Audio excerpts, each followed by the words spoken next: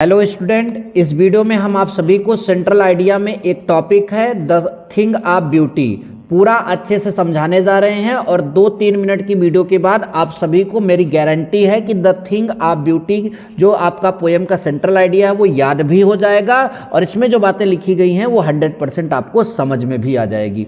देखिए, कोई भी सेंट्रल आइडिया अगर आप लिखने जाते हैं तो उसकी पहली लाइन एकदम फिक्स होती है कि द पोएम ये वाला इज कंपोज्ड बाय ये, मतलब कि यह कविता इनके द्वारा रची गई है। ये किसी भी मतलब पोएम की सेंट्रल आइडिया का पहला पॉइंट होता है और इस मतलब सेंट्रल आइडिया में भी हम वैसा ही करने जा रहे हैं। ठीक, देखिए हम क्या लिखेंगे, द पोएम, जो पोएम होता है उसको इन्वर्टेड कामा में लिखिए या फिर काली पेन से लिख दीजिए। ठीक, तो the poem a thing of beauty, ये हमारे कविता का नाम है।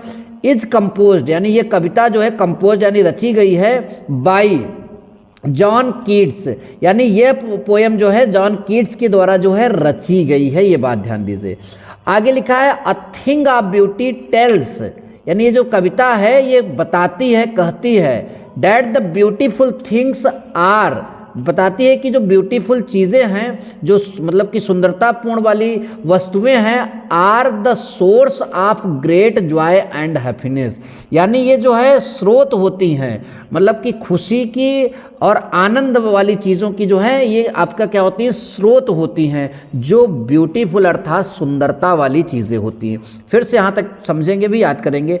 The poem a thing of beauty is composed by John Keats, मैंने क्या बोला, the poem a thing of beauty is composed by John Keats.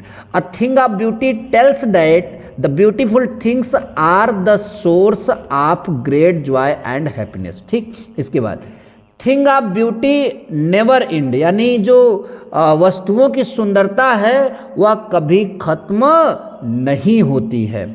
Therefore, अतः ब्यूटीफुल थिंग्स आर वर्थ ट्रीजरिंग, यानी जो सुंदर ब्यूटीफुल थिंग्स का मतलब जो है, जो सुंदर वस्तुएं होती हैं वो अनमोल खजाने की तरह होती हैं। ध्यान दीजिए, अतः सुंदर वस्तुएं जो हैं वो अनमोल खजाने की तरह होती हैं। With the passing of time, यानी समय बीतने के साथ, द स्वीट रिकलेक्शन, यानी समय बीतने के साथ जो है ये स्वीट रिकलेक्शन यानी मीठी यादें मतलब कि छोड़ती हैं आप ब्यूटी मतलब सुंदरता की, बिकम ऑफ मोर जॉयफुल, और जीवन को ज़्यादा आनंदमयी बनाती हैं। क्रिएशन, आगे लिखा है क्रिएशन ऑफ गॉड प्रोवाइड्स, यानी जो भगवान की रचना है वो प्रोवाइड करती है, यानी हमको देती है एनर्जी एंड हैप्पीनेस, मतलब ऊर्जा और खुशी। ठीक, things around us make us tell happy, यानी हमारे चारों तरफ की चीज़ें हमें जो हैं फील कराती हैं, किसकी,